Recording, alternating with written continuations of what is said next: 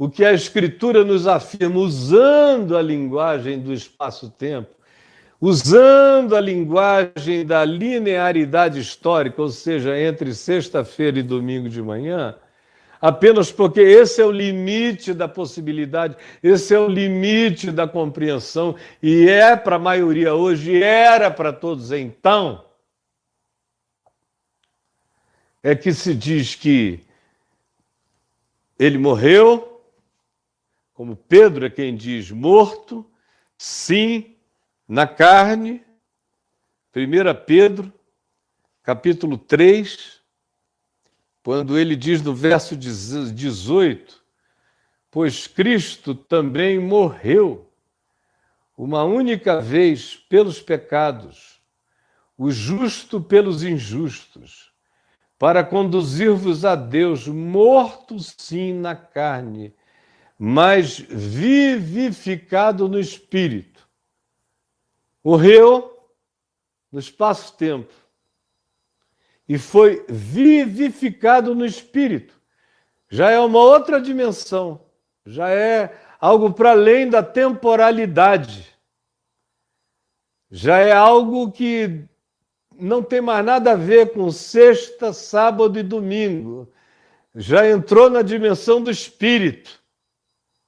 Sim, morto na carne, mas vivificado no Espírito, no qual também foi e pregou.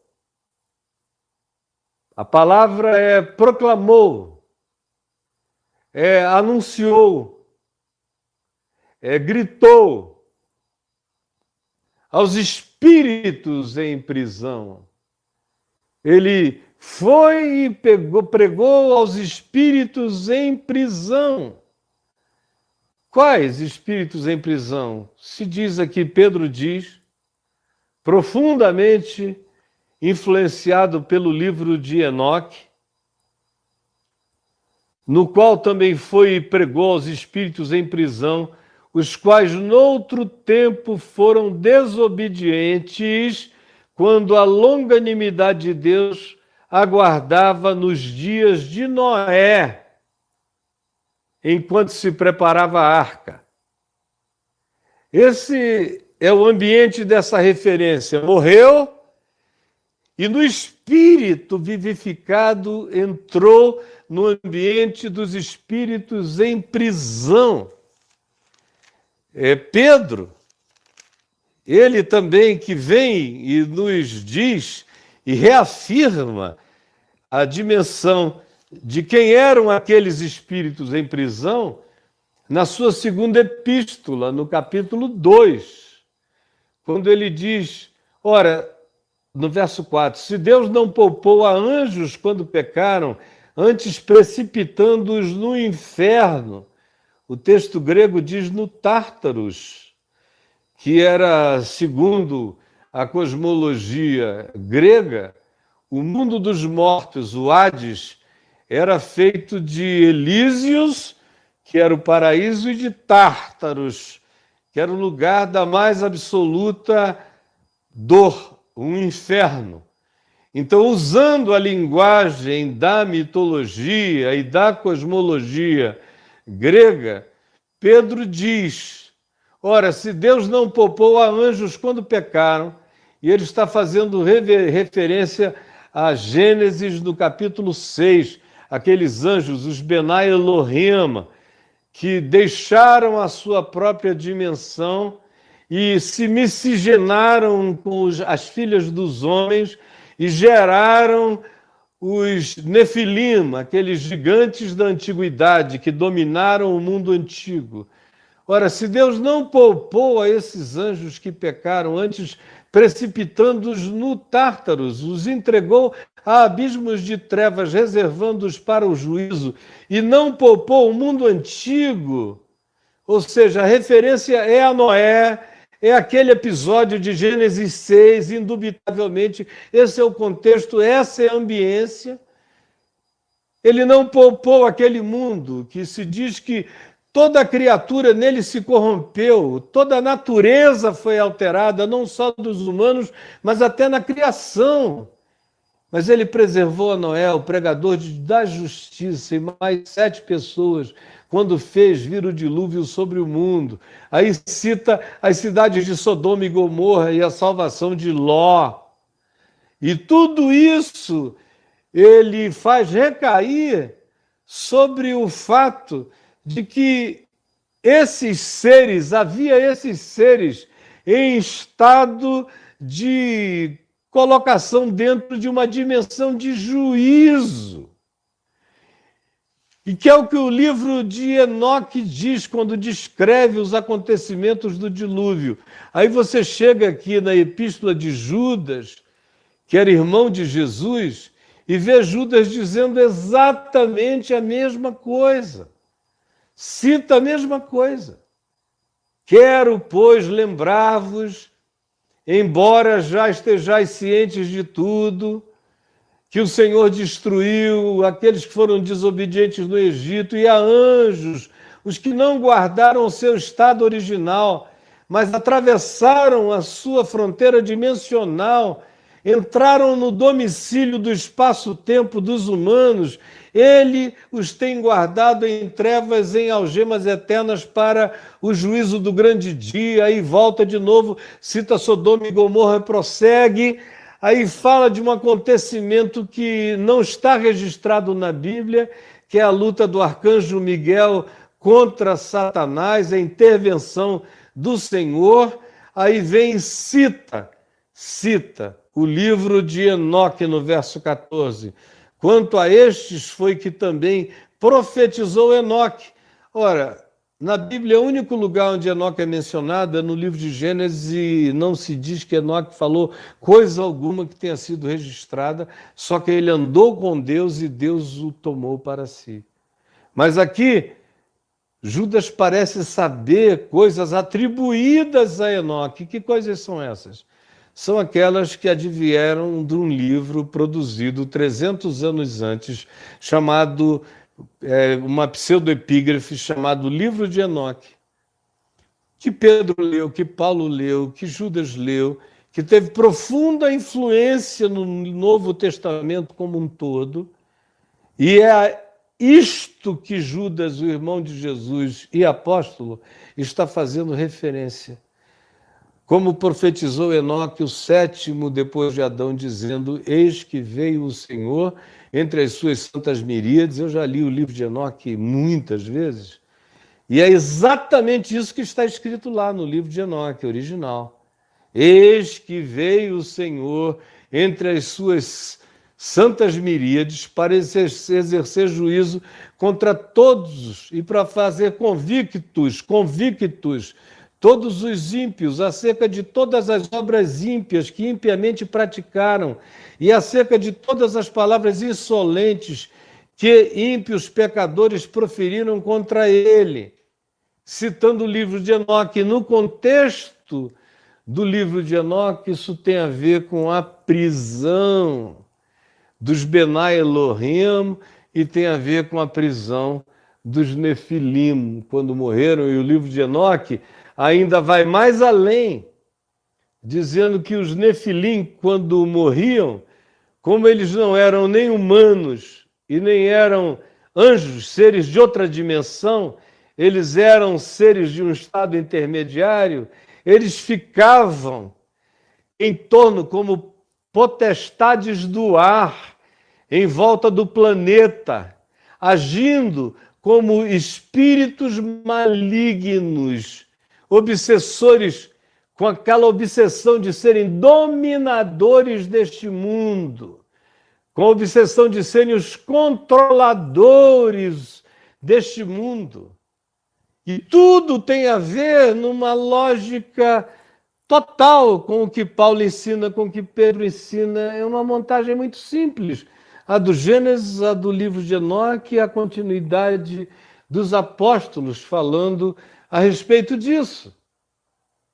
Ora, o que Pedro está nos dizendo é que Jesus, morto na carne, desceu às regiões inferiores, mais profundas, a camadas dimensionais de treva, de juízo, de escuridão, contra a prática de desobediências horrorosas dos seres que induziram a humanidade a se tornarem, como diz o livro de Gênesis no capítulo 6, seres de natureza híbrida, alterando a sua própria natureza, como corrompendo toda a criação, razão pela qual veio o dilúvio, está explicitamente relacionado em descrição narrativa de causa e efeito em Gênesis 6. Esses seres, tanto quanto aquilo que eles geraram e produziram, tanto quanto aquela geração que se abriu para essa dimensão invasora, foram mantidos, foram colocados numa dimensão que você só consegue pensar em espaço-tempo.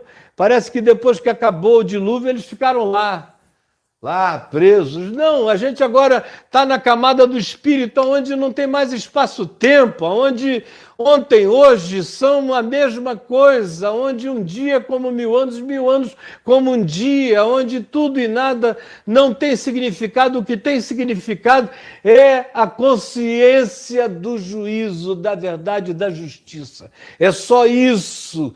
Isso cabe em menos do que qualquer que seja a fração ou frame de tempo. Isso é o choque do eterno. É o choque do eterno. E ele foi, aí, algumas interpretações, as interpretações prevalentes do cristianismo. Deixa eu apagar aqui essa TV. As correntes prevalentes do cristianismo dizem que Jesus desceu, está no credo apostólico, inclusive, ele desceu ao mundo dos mortos, desceu ao Hades e ressuscitou no 3º dia. Está lá, é uma das confissões, uma das profissões de fé mais antigas no nosso conhecimento histórico. Ela é extremamente primitiva. E isso já estava dito lá. Isso não pode ser atribuído a Constantino. É pré-constantiniana essa convicção de que Jesus desceu ao inferno. Pedro já a tinha. Paulo já a tinha. Por exemplo, Paulo diz em Romanos 10... Quem subirá aos céus? Romanos 10. Isto é, para trazer a Jesus do céu à terra, para fazê-lo se encarnar. A gente tem que ter alguma ação para forçar a encarnação. Quem foi aquele que forçou a encarnação de Deus? A resposta a essa pergunta retórica é ninguém. Aí ele diz: portanto, quem descerá até o inferno? Isto é, para trazer a Jesus do abismo. Qual é a resposta? Ninguém. Ninguém. Nenhuma mão, nenhum poder. Ele vai e ele vem. Ele, morto sim na carne, porém vivificado no espírito. Ele foi e pregou aos espíritos em prisão. E o que é que ele foi fazer lá? E eu dizia que a maior corrente de interpretação do cristianismo diz que ele foi lá dizer aos espíritos em prisão e aos seres que tinham sido desobedientes no tempo em que Noé construía a arca. Ele teria ido lá dizer: olha só, vocês viram? Eu é que sou vitorioso. Vim aqui para dizer a vocês que vocês tentaram me matar, mas amanhã eu vou ressuscitar. Vocês estão sabendo? Parece até alguns pregadores que a gente conhece por aí. Esse Jesus que teria ido ao inferno para dizer: olha aí, minha gente, eu vou mostrar para vocês o que é poder, eu vou ressuscitar amanhã, a vitória é minha. Para mim parece uma coisa absolutamente patética. Esse Jesus caprichoso, esse Jesus frágil de identidade, esse Jesus carente de autovalidação, esse Jesus que tem que ir no inferno e dizer bem feito, bem feito, bem feito. Não acreditaram, então, olha só, vão ficar aí. Esse Jesus absolutamente infantil, esse Jesus que parece um pré-adolescente, playboyzinho, filho de papai e de mamãe, esse Jesus horroroso que morreu na cruz e foi se gabar no inferno de que ia ressuscitar no dia seguinte.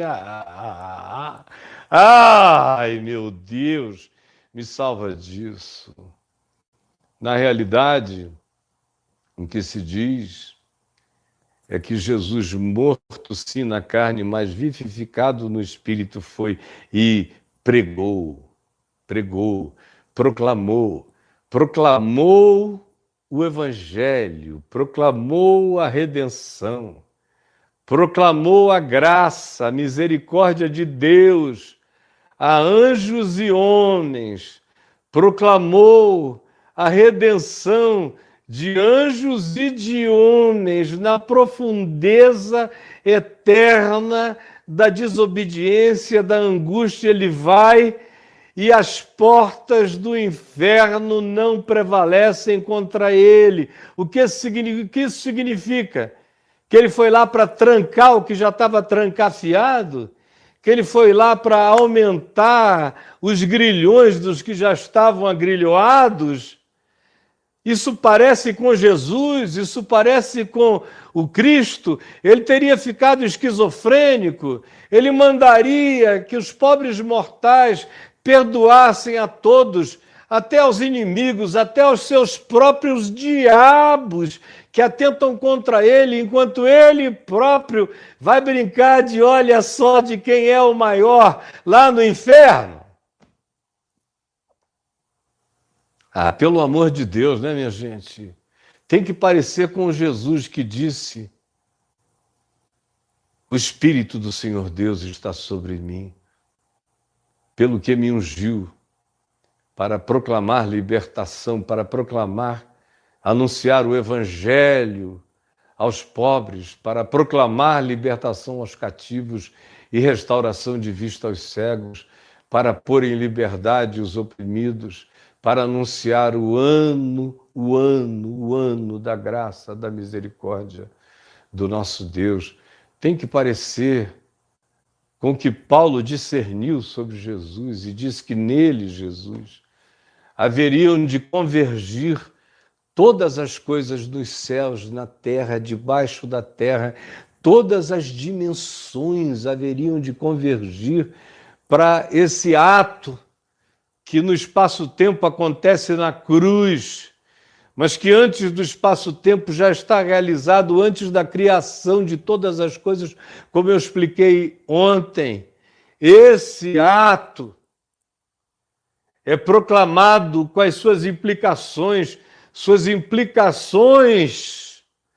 Paulo diz, são aquelas que fazem com que nele, por meio dele, para ele, todas as coisas sejam convergidas, todas as coisas que nele subsistem, todas essas coisas nele também serão convergidas, para que no fim de tudo ele seja tudo em todos, e sendo tudo em todos, ele mesmo se curve diante do Pai, para que o Pai seja tudo sobre todas as coisas.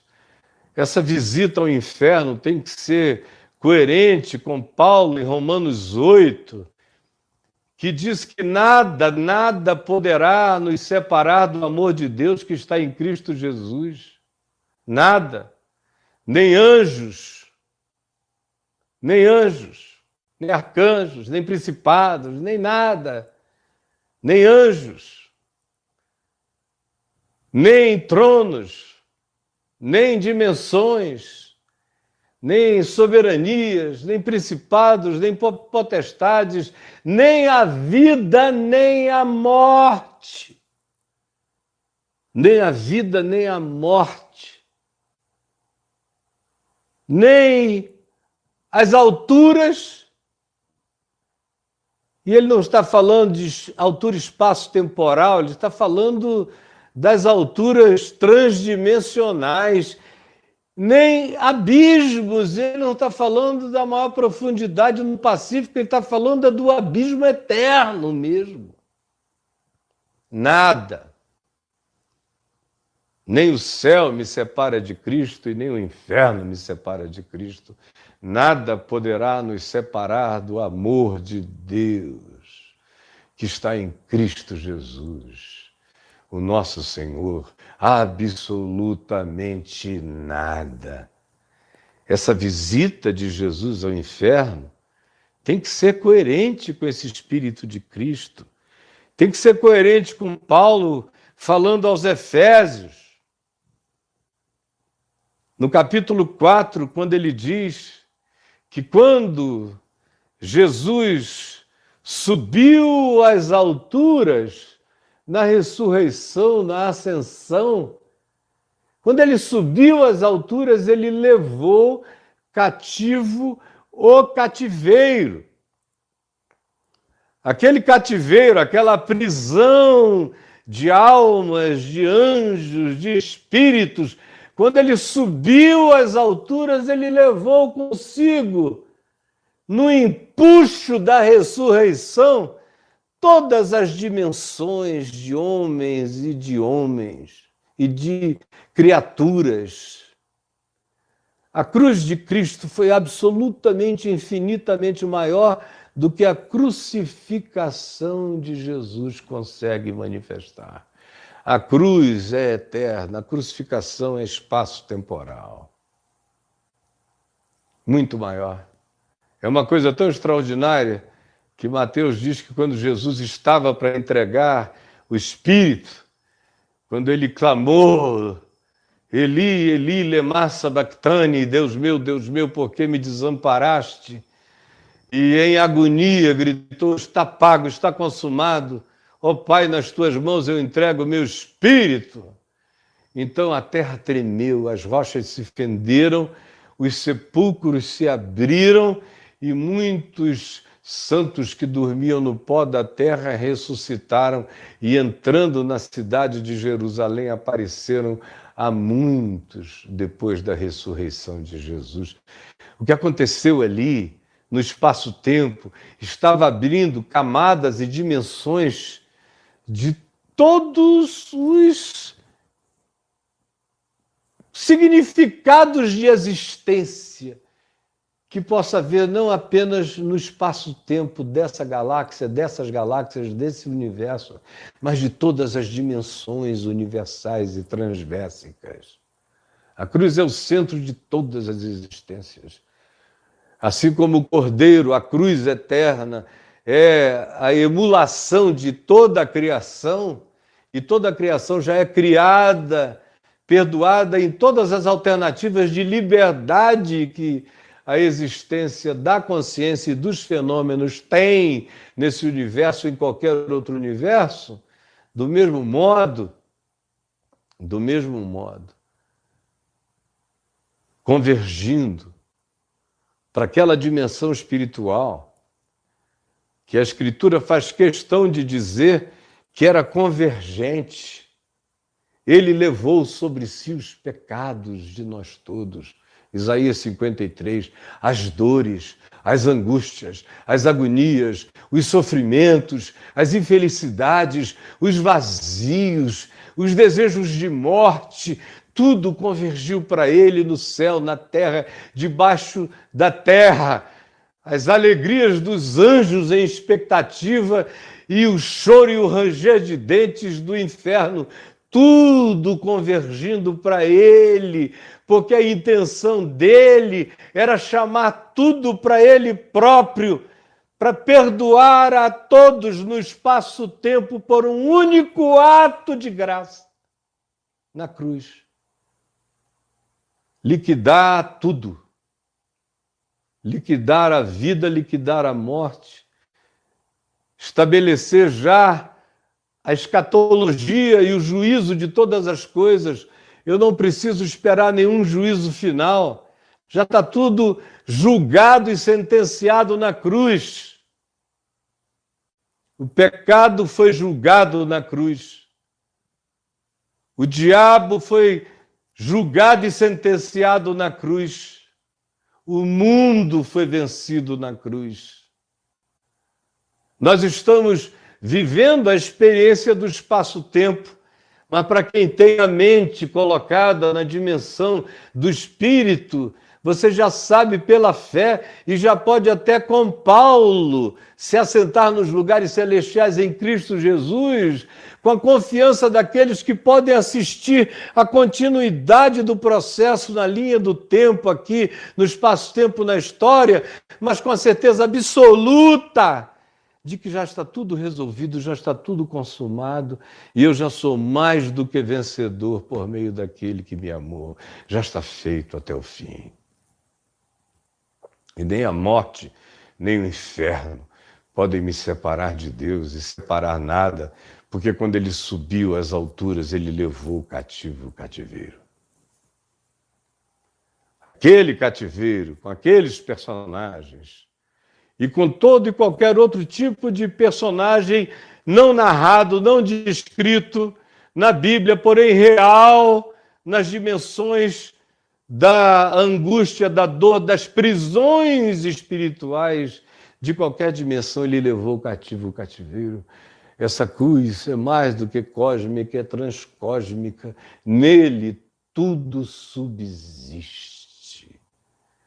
Ele, naquele ato de ser obediente até a morte, morte de cruz, como Paulo diz escrevendo aos Filipenses, ele, por aquela entrega, recebeu o nome que está acima de todo nome, para que ao nome de Jesus, se dobre todo joelho, todo joelho, todo joelho, todo joelho, todo joelho, de toda criatura, de todas as dimensões, para que ao nome de Jesus se dobre todo joelho. Não é uma coisa mágica, é esse nome do amor, é esse nome da justiça, é esse nome do caráter, é esse nome da graça, é esse nome da compaixão, é esse nome da misericórdia infinita, é esse nome do amor maior do que a morte, maior do que o inferno. Esse nome que é maior do que o nome do primeiro Adão, em quem nós morremos. É o nome do segundo Adão, Cristo Jesus, em quem nós vivemos. Esse nome que representa um superabundar de graça, porque aonde abundou o pecado, superabundou a graça. Esse nome que representa o fato de que o segundo Adão, que é Jesus, é maior do que o primeiro Adão. É esse nome que representa o fato de que, no fim, a misericórdia triunfa sobre o juízo. É esse nome. Para que ao nome de Jesus se dobre todo o joelho e toda língua, toda a capacidade de expressão em qualquer dimensão universal confesse que esse que, sendo Deus, não julgou como usurpação o ser igual a Deus, antes a si mesmo se humilhou e, tornando-se em semelhança de homem, reconhecido em figura humana, foi obediente até a morte e morte de cruz, pelo que também Deus o exaltou e lhe deu o nome que está acima de todo nome, para que ao nome de Jesus se dobre todo joelho, toda língua confesse, todas as realidades e todas as consciências, porque Deus será sempre tudo em todos. E a graça tem que ser maior do que a condenação. Se não for,